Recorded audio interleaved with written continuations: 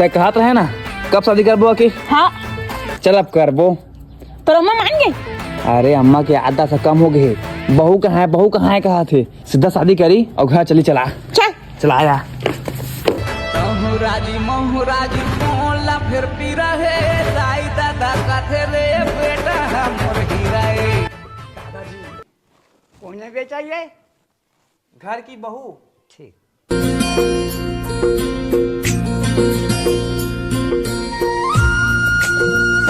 कौन है सो?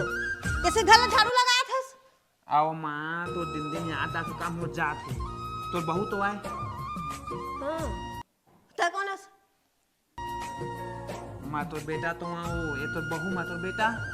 हाँ। लेकिन ये साला कर क्या रहा है यहाँ पे? और डोकरा कौन है? ओहा हाँ हाँ भाई की चुप चुप जानदार है। तू मन के बेटा है?